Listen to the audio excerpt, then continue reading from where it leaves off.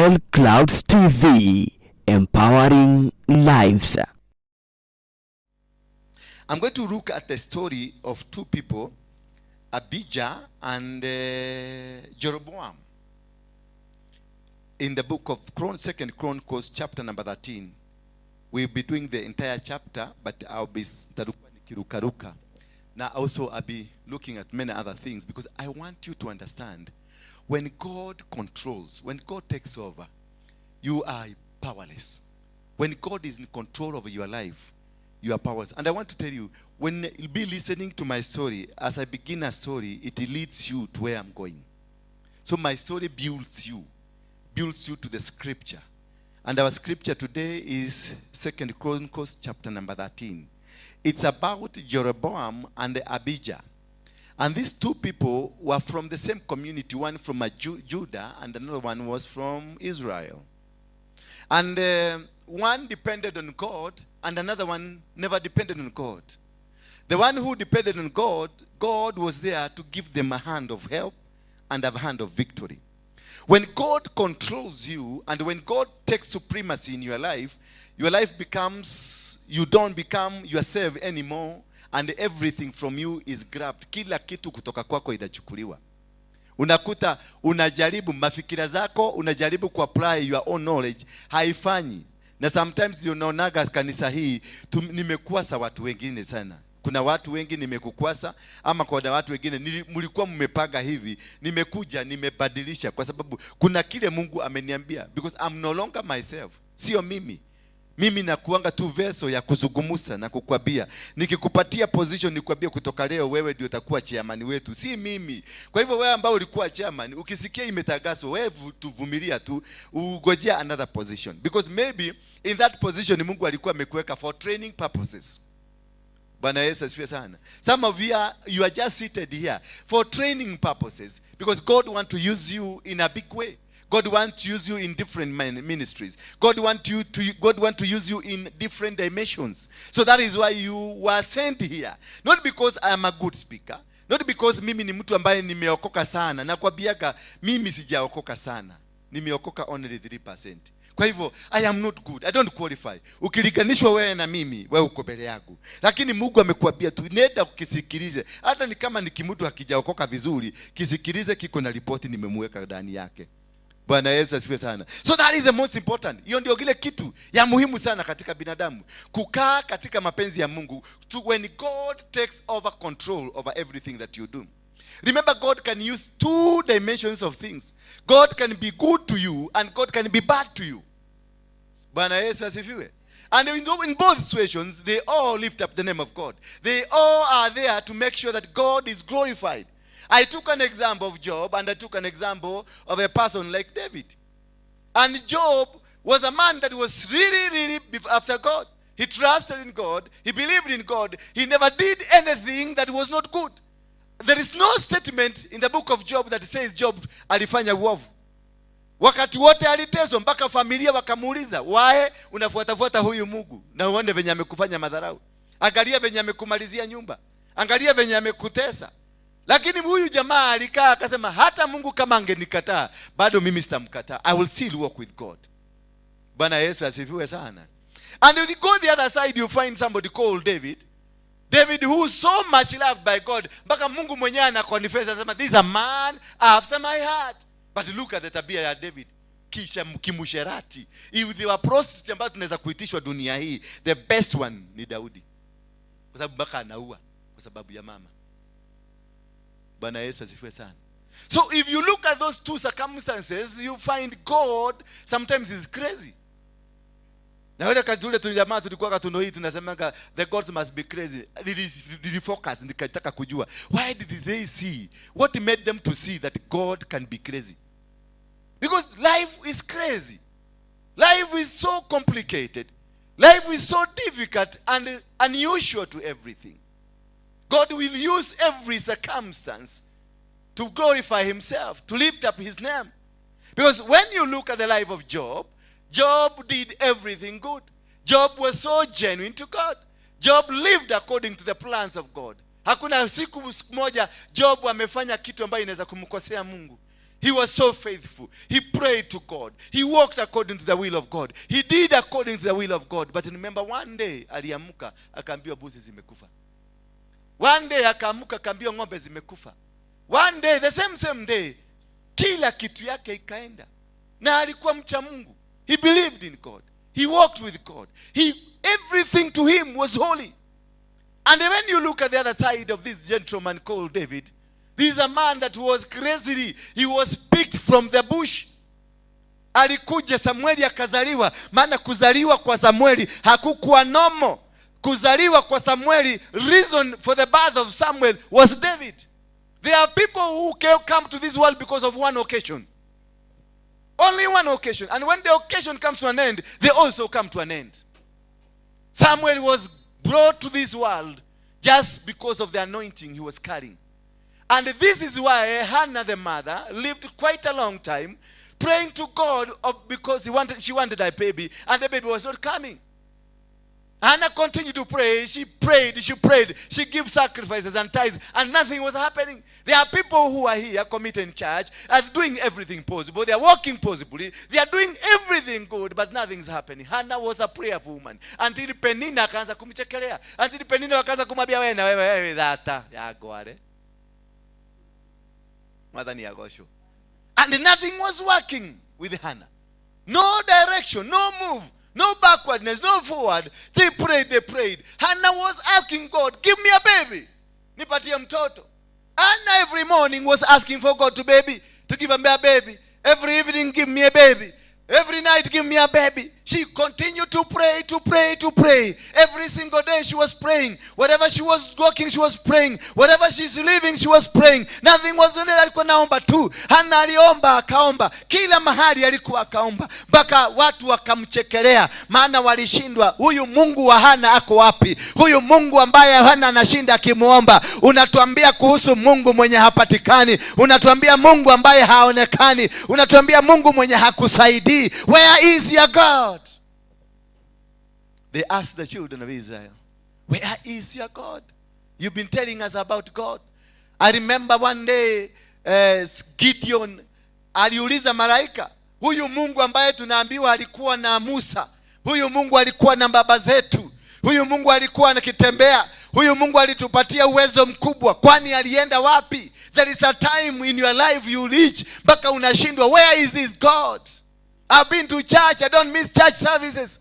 I have been tither. I have a sacrificer. I've done everything. I've prayed for my business. I've prayed for my children. I've prayed for everything, but nothing is working. There's a time unajiuliza hiyo maswali. Where is this God?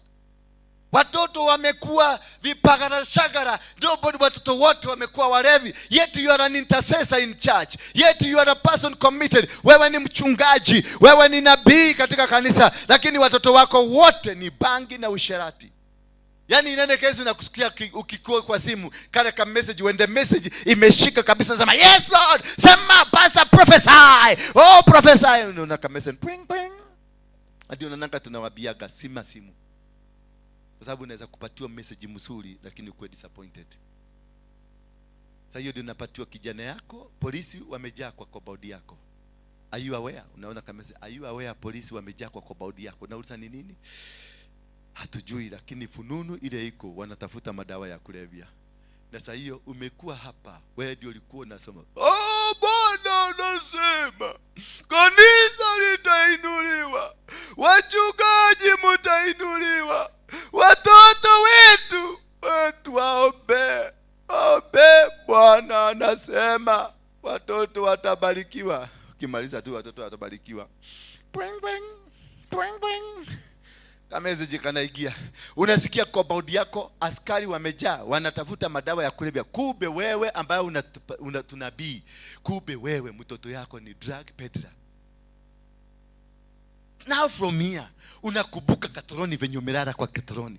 Venye umelala kukula bila kula chakula. Venye Mungu amekuonyesha mambo ya kanisa mzima. Mpaka wewe ndio Mungu anaonyeshaga yule alilala jana akifanya usherati.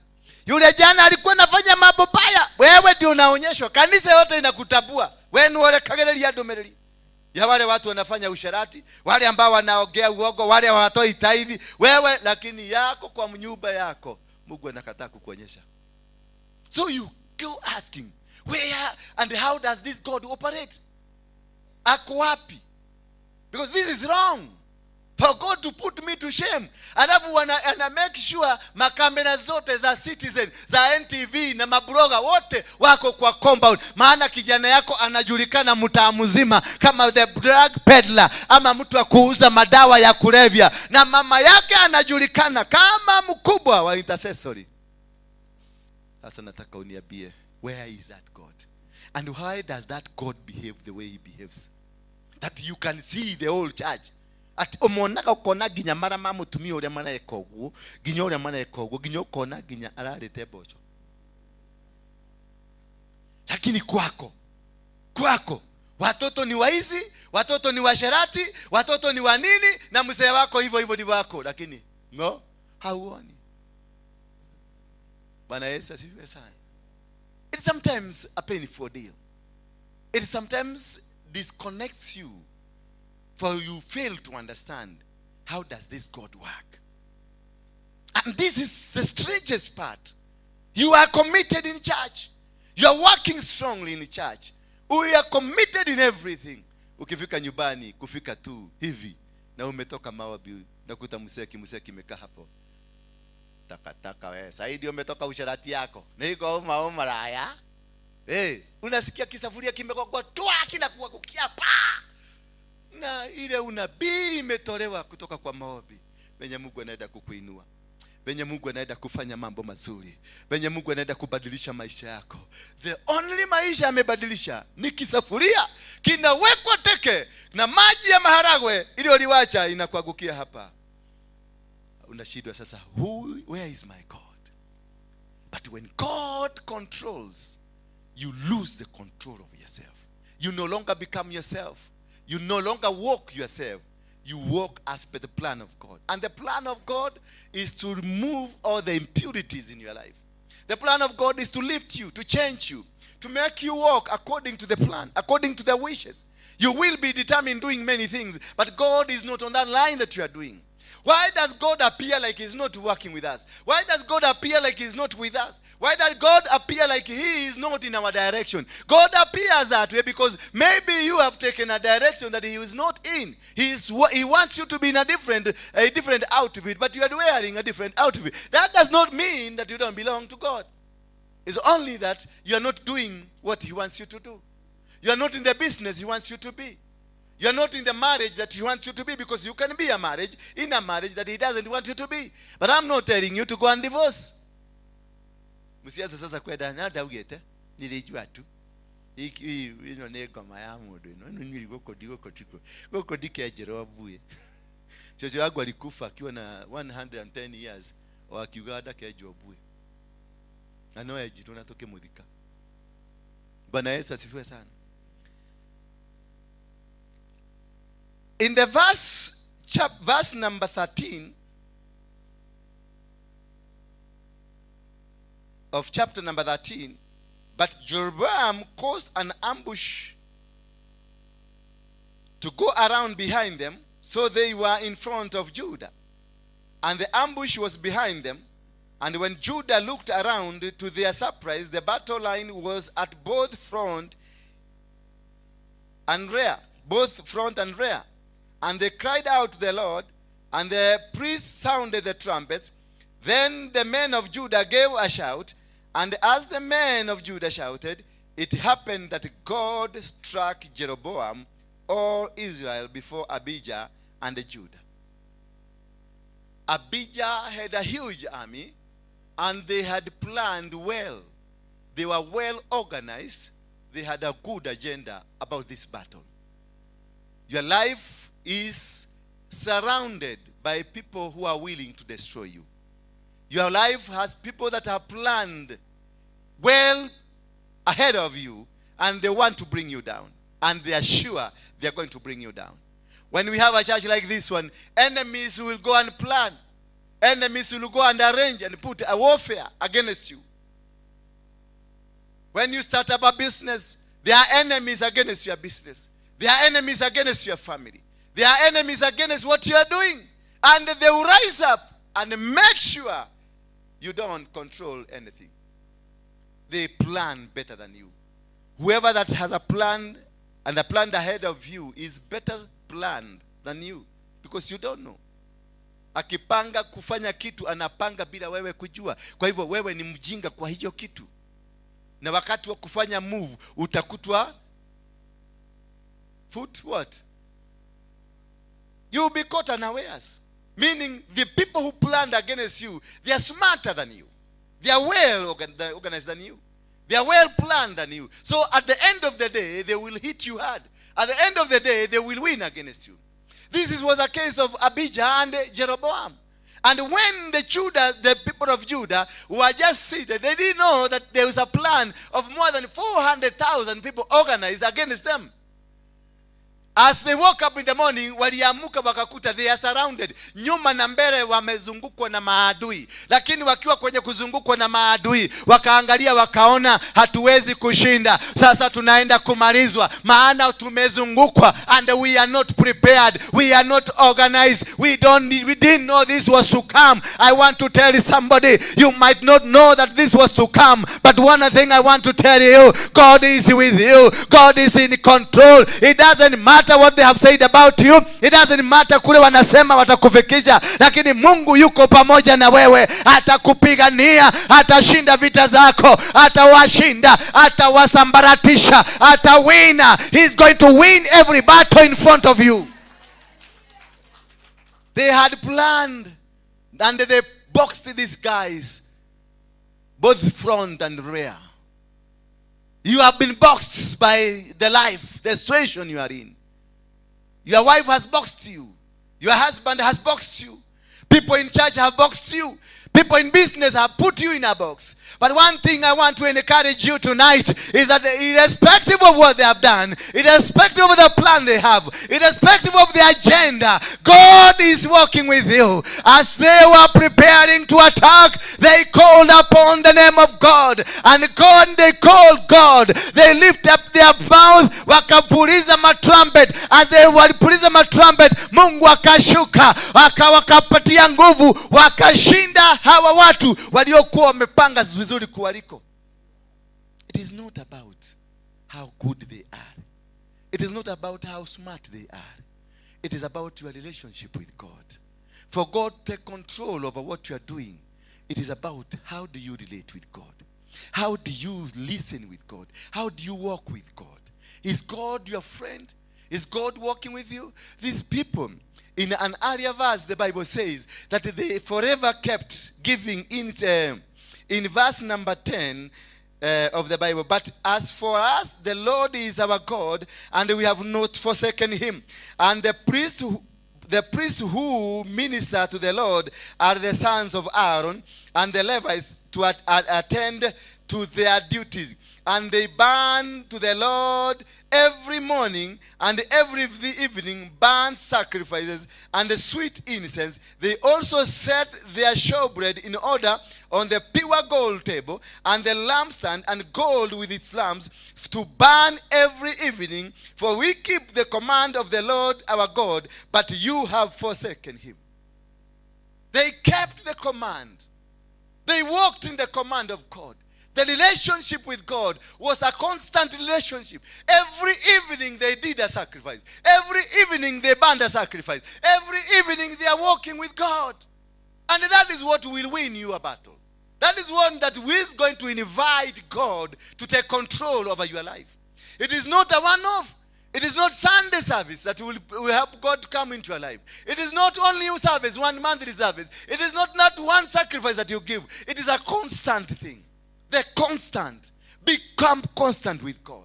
Every time be giving your sacrifices. Every time be connecting. Have a relationship with God. Walk always with God. Stand always with God. Stand where God wants you to be. Do where God wants. Don't plan that nitakuwa nikitoa mwisho wa mwezi. Hapana. Do it every time. This will build a relationship. This will build a relationship with God. Everywhere you be going, God will be walking with you. Whatever you be doing, God will be walking with you, because he is constantly with you and you are constantly with God. That relationship, the one-off relationship, that is what we must stop now. The one off, that the only time you have with God is Sunday. The only time you have with God, it is when you are doing a service to God. No, a service to God is every single time. Every single time. Praise be the name of God. And that is what has kept the men and women of God to succeed in life.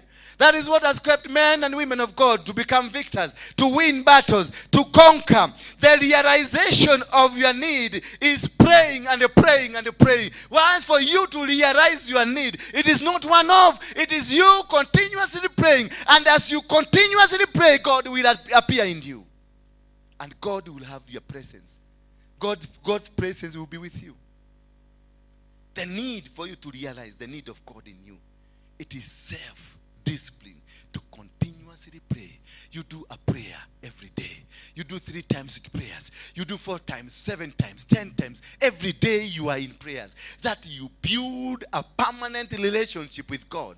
And when you build a permanent relationship with God, no demon fashioned against you will prosper. No authority against you will prosper. No enemy against you will prosper. That you will always be able, because it will not be you, but God, your friend. Abraham became the friend of God, and God protected him all through. Enoch was a friend of God, and he walked with God. And those people that walked with God like Enoch, that they were a friend of God, that God protected them in times of disasters, in times of attacks, in times of excavation, the times of problems and challenges that happened to them. Enoch never saw the grave because he was a friend of God. He kept a constant move with God. Don't have only the relations, because I can see and I've seen the relations you have with your God is Apostle Dora WARUINGE. That is all what you have. That's why you sit there, you wait for me to come and pray for you. I have taught you the word, I pray for you here, but still you want to have a one-on-one. It is because you don't have belief. It is because you don't understand what you are doing here. Bwana Yesu asifiwe sana. You have to have a self-realization. And self-realization is understanding God. And having God as your friend. And having God as your mentor. Having God as your provider. Having God as your warrior. Having God as a defender. Bwana Yesu asifiwe sana. But when you have man of God as your defender, as a warrior, when you have man of God as somebody who is going to lead the battles for you, when this man of God fails, you are also going to fail. The Bible says those people who cast their faith and their hope on man, they are what? They are cast. Depend on God, and God will fight. And the only way you can depend on God is living godly, walking godly, and doing godly. Bwana Yesu asifiwe sana. That is the only success story you can have in your mouth. Don't rely on man. Don't rely on your pastor. Don't rely on your evangelist. Don't rely on your apostle. Rely only on God. The apostle is just but a vessel to convey a message from heaven. And also the Bible says, whenever a message comes, have your time to look at the same message and see whether it is a message from God. Not all messages comes from God. Depend, have a relationship.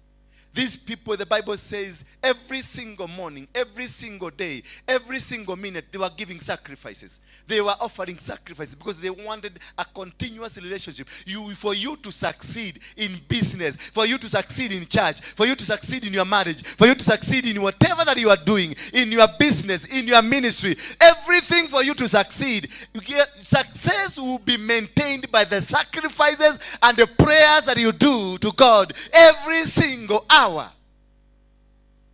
Yo moja te anajikide kwa kodre kwa geditima. I could defeat them. That is for that moment. What about tomorrow? That is for that moment. Once you depend on this man to become your electricity, to become your magnet, then when this magnet fades, you also fade. That is the reason when Christians now are suffering. That's why most Christians are not able to do business. That's why most Christians are not able to do ministry. We are not be able to do anything. We are just stagnated, hanging somewhere. We don't know what to do next because our prophet is no longer there. Our prophet has left, has gone to America. Our prophet has gone to Australia. Our prophet has gone to Canada. And that is the only man that was connecting us to God. And that's the greatest failure we have. We have failed because we don't want to relate with God. We want to relate with this man. If you can allow God to control your life, if you can allow God to take position, he will be positioning you according to need. Bwana Yesu asifiwe sana. He will position you according to need. And this need must come from him, not from you. This need must come from not from your pastor. This need must not come from your evangelist. The need should come from God. God creates a need for you to open up a new supermarket. God creates a need for you to have a position where you're working. God creates a need for you to be elevated. God wants to elevate you from the position you are to the next position. So he will create a need for your mind to be broadened. He will create you a need for you to go to the bank and get a loan. He will create a need for you to travel to the US, where you are going to meet your mentor, where you are going to meet your destiny connector. He will plan for you to go to Australia, where you are going to meet somebody who is going to be a destiny connector. He will plan you to come here so that I can be your destiny connector. He will plan you to be somewhere so that you can meet that destiny connector to connect you to the next move of your life. A need is created. And this need will only be created if you have positioned yourself into the places where needs can be manufactured. If you are not ready the need to be brought to you, then you will end up suffering. You will end up looking at men and women as though the people who are going to help you, as though the people that are there to make you succeed. People will never make you succeed. People will only lead you to the connection where you are supposed to go. I only need you, or you need me, because of that destiny connection. Once you are connected to your destiny, then the move of God starts. God will only come into you if you are connected to that destiny. Until the time you are connected, then you are going to be stagnated wherever you are, because you are not connected. Power cannot come to this house if the wires are not connected. So you must position yourself for the connection. The day you will be connected with your destiny connector, that is when all things pertaining to the connection to your destiny will start now flowing. Because there is a conduit, there is a pipe, there is a wire carrying them. But until Kemani, you will forever be seated there, not in the position of need, then you will forever die where in your position. Refuse to die in your position. Refuse to die in the position you are seated now. Rise up to the occasion. You came to my life because I'm carrying something for you. You came to my life because I have some connection. I need to connect to you so that you can move to the next level. And if you are still with me and still again you are not connected, you are still waiting for something to happen, then you are in the wrong place. By 3 months, you must showcase something different has happened in your life. 3 months to the maximum. If you are still begging, then you are in the wrong place. Just take a walk and go. I wouldn't want to have a full church filled by many people who are stagnated and they have not been connected. I am here as a connector. You too, you are here as a connector to me. If I'm not benefiting from you, then you are worthless in my life. You don't deserve to work with me because there is nothing you are helping me with. If you cannot come and give me a word of counsel, a word of advice, if you cannot come and tell me what you are doing now is not for this time, it is for tomorrow, if you cannot advise me to do something, then you are not worthy to work with me. That is why a man and a woman was created. A woman was not created to become a slave, but to become a helper.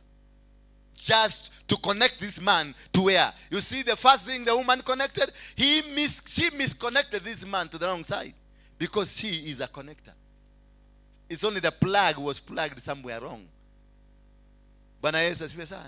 Had she plugged it in the right direction, then things would have worked. So the reason of you coming to church is not just coming to fellowship. Sio kuja unasema ati kulikuwa na upako, anointing ilikuwa inashuka. Yes, anointing is there. I know I have the anointing. I was born. Before I was born, I was known, and the reservation of my anointing was kept, was given. You should not come here because of the anointing only I have. You should come here because there is something I'm carrying for you.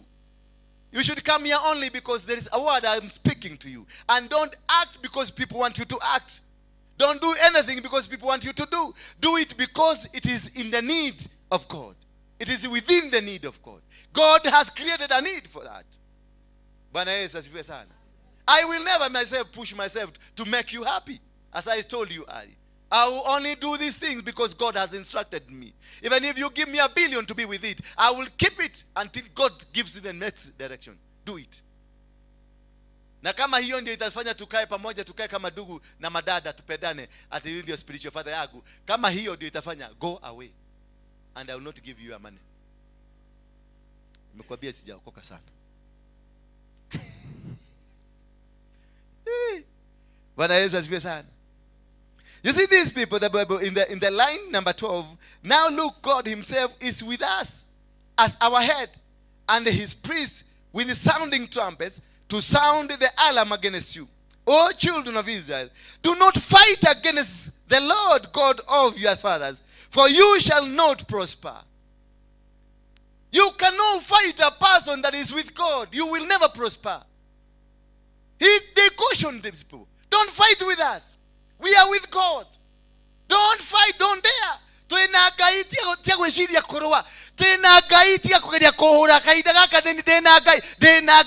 try to fight me. God will fight you. Hallelujah. That's what he told them. We are with God. Don't fight. Don't try. This God will destroy you. This is God of your fathers. Atawachapa. Atawaangamiza. And that's why you do not touch the anointed. Because the anointed is with God that time. And when you dare touch the anointing will fight you. It is not the person fights you. It is the anointing upon this man. And this anointing belongs to God. So God will come to protect his anointing. That is why people have tried to kill you. They will not be able to kill you. That's why people have tried to destroy you. They will not be able to destroy you. That's why people have tried to bring your business down. They will not be able, because the anointing upon the business is from God. Hallelujah. So don't worry about the position. Just position yourself to the need of God. Put yourself a need. Make yourself a need of God. So that God can pack it to become useful for his people, for the glory, for edification of the Lord's name. You can only prosper, the Bible says. If you fight men of God, you can never prosper. You will never. You will die poor. You will succumb. Because we are with God. See, we are with the Levites. We are with the men and women of God. And we are carrying trumpets. Oh, the trumpet is your mouth to continue shouting the name of the Lord. To continue proclaiming the word of God.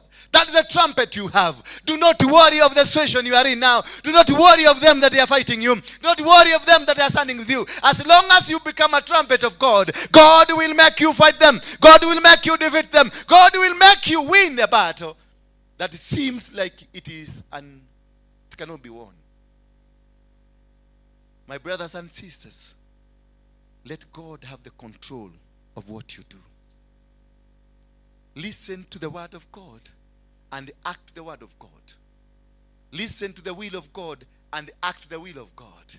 Let God become a vessel.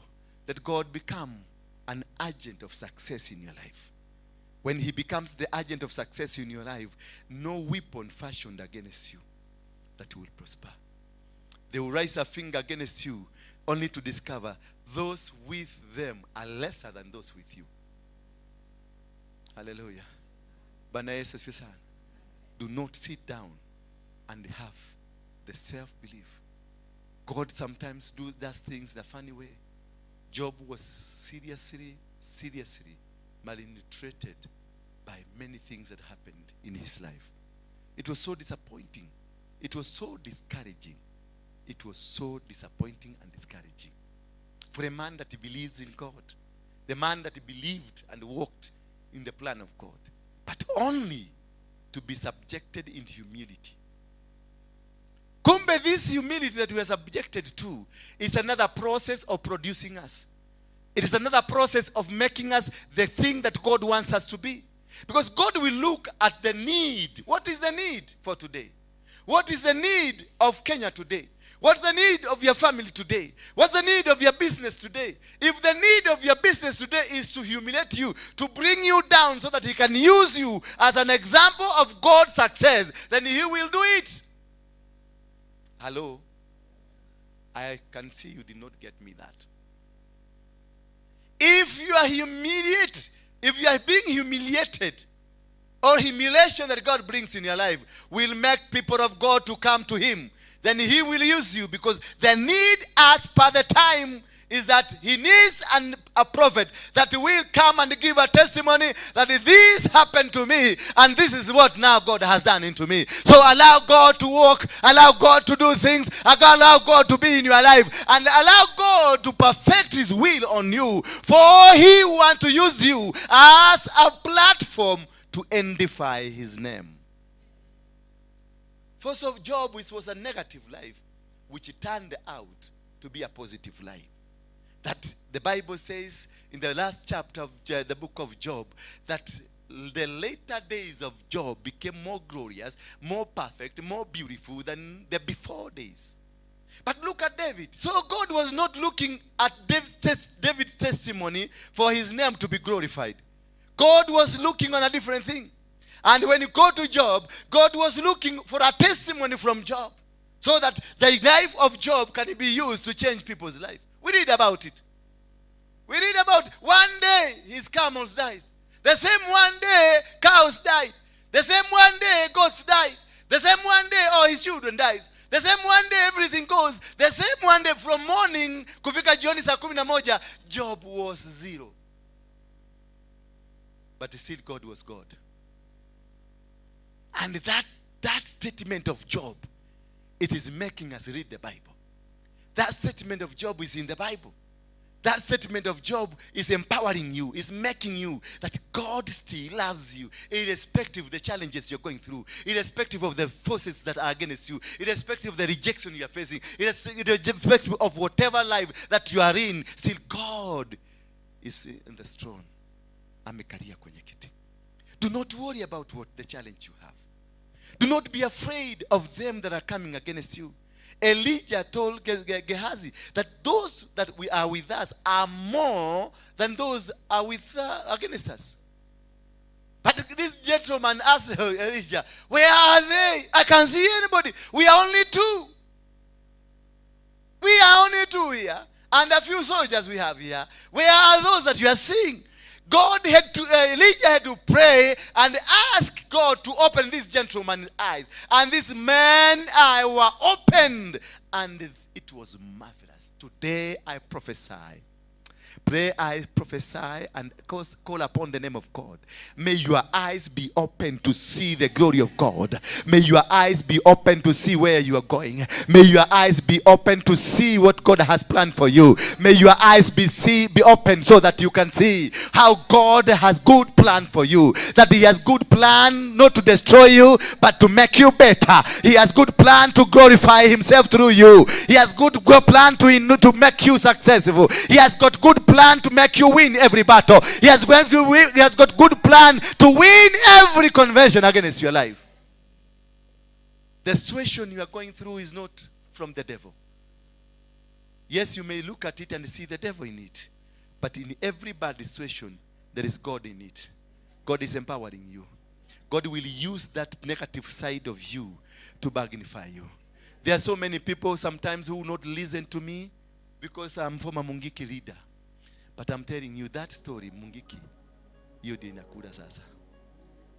Hallelujah. Every person want to hear what is that Mungiki is listening. People are listening to me all over the world. They want to hear this man, what is he saying now? Yes. My negative situation of being single and lonely. Oh, God has done it to make people come to want to listen to me because they also want to complete the singleness. Hallelujah. I can see you. The situation you are in it is not meant to destroy you. It is meant to edify the name of God. It is meant to glorify God. It is meant to lift up the name of God. Don't worry what they are saying about you. The other time I heard you that they said your child was suffering because you spoke against somebody. Yes, God led you to speak against somebody because God can come and change the same mouth and say, indeed there is God in this man. Hallelujah. Indeed there is God in this country. Whatever thing that you see happening in your life, it is well planned. It is the plan of God. The rejection you are seeing, they are rejecting you. They are rejecting you because it is not yet planned for God for you to be elevated. It is not that they have a rejected plan for you, that you are rejected completely. No, you are being rejected because you try to move a little bit faster than the plan of God. So sometimes all this rejection, they are not meant to destroy you. They are only meant to you be rejected for some time, to hold you for some time, because hallelujah. You did it faster than you were supposed to do. So God sent somebody to come and reject you. Then you go dejected and say, yes, you are not supposed to be in this church. You are supposed to be somewhere drinking changa until your time comes. Yes. Me, when I started the ministry with the Dawn, it was about 2007. Crusade ya kwanza Dawn tulifanya lini? Ile huko Jacaranda. Around 2006, 2007 there. Tukaanza. Lakini sasa tukianza crusade, tunamaliza crusade, tunahubiri watu wanaokoka, tunaingia kwa baa kukamata ka Viceroy. Tunakamata, tunalewa, unaona fanya nini mtouch. The touch was still there. I was touching people, they were going down. I was touching people, they were getting healed. But it was not yet time for me. So what God did, He removed me from the pulpit, and I was led in and subjected into positions of regrets. And the world turned against me. We went to Embu and did a very nice crusade, only to lose all the equipment I had. The pastors there conspired and sold every equipment I had, and I was shut down. I got so disappointed. Because I hated Christian. And from that day I started working against Christian again. Kumbe, I was being put aside, being held a bit, because I was moving beyond the capacity, beyond the empowered spirit, beyond the positions that have been created. Because you must move in the will and in the plan of God. If you go faster than the plan of God, you will be stopped a bit. So whatever that is happening in your life is that you have been stopped a bit. Ulikibia sana. Bwana Yesu asifiwe sana. So allow God to come into your life. Allow that time of God. When the timing of God and the season of God and the position of God, when it is ready, everything will be found in place. Everything will be working. Kila mtu takuta ana support, anasema kigoke unege amahida man. Because you will be talking what you are speaking last year, the same language. And today, they hear like it is some good melodies. The same man who rejected you yesterday, today we will come and he will be singing something he never. Yani anakuja kai kokoro imeza kate. Hey. Anagalia macho yako anasema kana ni wena maidha the blonde eyes. Mtu mwenye alikwambia unakaa na macho kama ya nyani. The same man will come and tell you you got nice eyes. Hallelujah. Because the time for you to be with this person was not yet ready. Hallelujah. So do not be worried because they have rejected you. Just go back to God and tell God, at the appropriate time, at the appointed time, I'm ready to serve. Hallelujah. You can, if women rejected you, don't be dejected. Rudi tu nyumba wambie Mungu, at the appropriate time, I know the beautiful one are not yet born. At the appropriate time, I'm ready, my Lord. Hallelujah. Tell your neighbor, at the appropriate time, God will take control. When God controls, it is beyond you. When God controls, it is beyond your imagination, even your beliefs. You can't understand yourself. David, while he was in the bush, he was anointed, but he went back to go and be with what? Goats and sheep. He was anointed. Today, Pastor, if you are anointed today, you will be in the pulpit immediately the following day. Na utaanza kuambia mliona nilimwagiliwa mafuta. Sasa kwa hivyo nataka mchage tununue viti. Sasa hiyo una walk in anointing style, the style of anointed man. And then you bend your body, is as though some machines have been put into you. Mnajua tulifanya ordination, and I can hear the Spirit of God telling me that we buy chairs. I can hear the Spirit of God who say that we are going to open a big church and that we are going to be a big church. Then you talk a lot of big things, only to go and rent a house for the church. Immediately, 5 days you buy chairs, you buy a good sound because you have money, you buy everything and every equipment is there, only for the next month waizi wanakuja wanafagia kila kitu kwa hiyo kanisa yako. The neighbors wanaanza kucomplain kanisa hiyo ina make noise, wanakuletea neema. Then immediately unasikia hata vyombo vingine hivyo ambavyo ulikuwa umeletewa zilikuwa za wizi na ni pastor alikuuzia.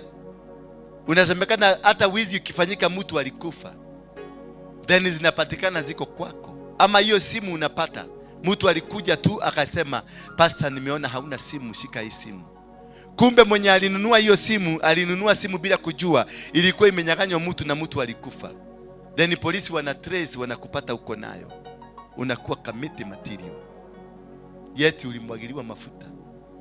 Mungu anakuambia nenda Kamete ni kutrain vizuri. Unafikishwa Kamete, unafungwa miaka 7 kwa sababu ya huruma. Mtu anointed, mtu alinunua viti, mtu alinunua kila kitu kizuri, maana anointing imeteremka.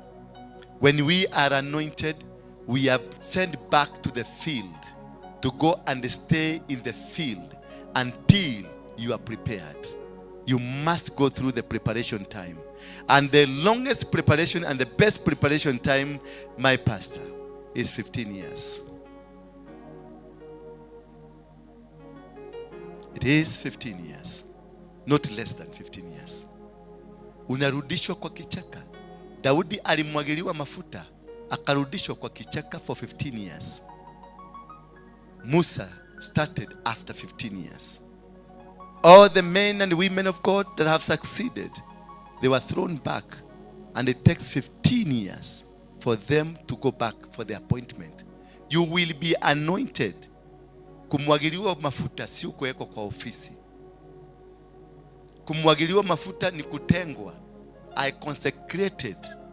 You are just consecrated, put aside for the purposes of God, but not in the purpose of God. It is for the purposes of God. Until 15 years or somewhere there, that is when God will handpick you and now set you for the appointment. You are anointed first, then after 15 years you will be appointed for the service. That is when you will buy the instrument na utaona mazao. That is when you will have 5 people or 10 people who will come and sit and listen and follow you. Hallelujah. Tell your neighbor, you have to be grounded. And when God starts and initiates the process, it is a very tough process. It's a very painful process. It is a very painful. You will go to several churches and they will be sending you away. They will call you devil worshipper. They will call you a thief. And every time you're in that church, somebody will come and steal. And you will not see them. And you will be alone in that church. Somebody will come and steal a camera. Na wewe tu ndio ulionekana kwa hiyo kanisa. Ule aliiba hakuonekana. And the blame will be you. Because there is some tests. When David was sent back to aende akachunge makondoo. Kumbuka hapo ndio alikuwa analala kwa makondoo. Hapo ndio alikuwa ananyeshewa. Mpaka wakati the need, God created the need for him for the appointment. What was the need? Saul became sick. The need has to be created. You got a need, that's why you are here. Saul became sick. And the only thing that happened is that somebody who sings well must be called to come and do some music so that this man will be healed.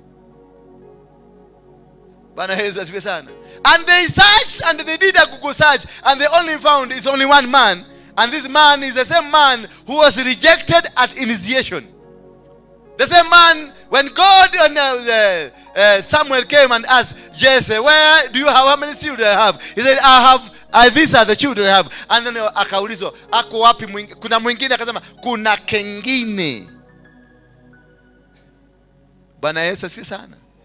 You come from the point of kuna kengine. You come from the point of rejection, a point of unwanted.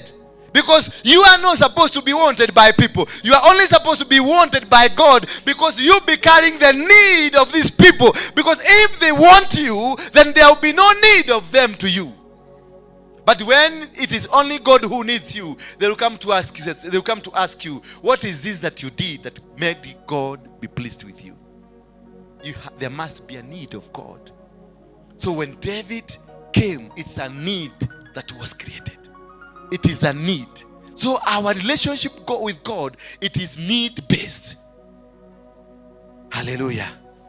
Bwana Yesu asifiwe. Najua mmekasirika, lakini msijali tu, mtafurahi. Jipigieni makofi.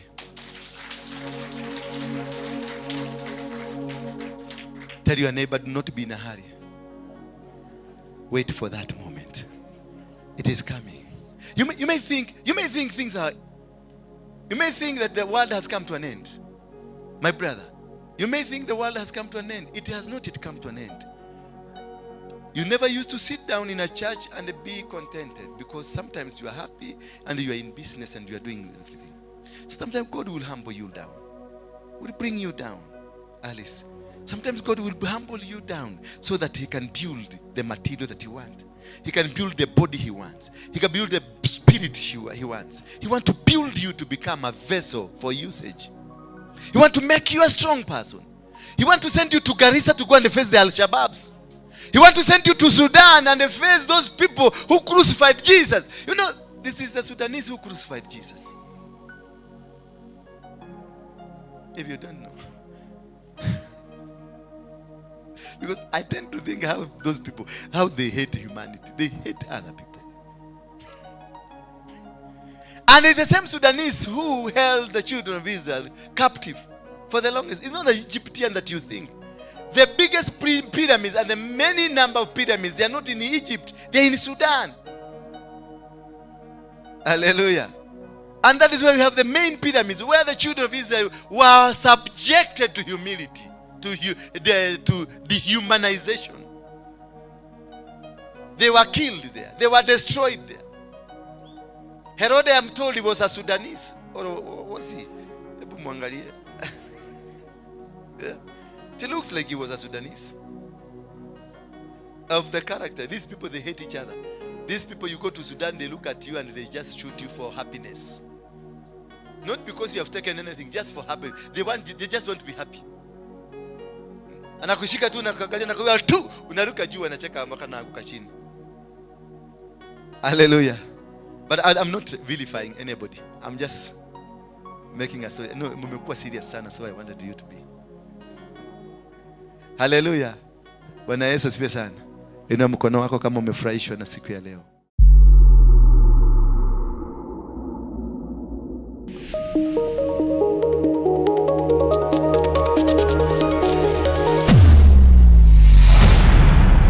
Bethel Clouds TV, empowering lives.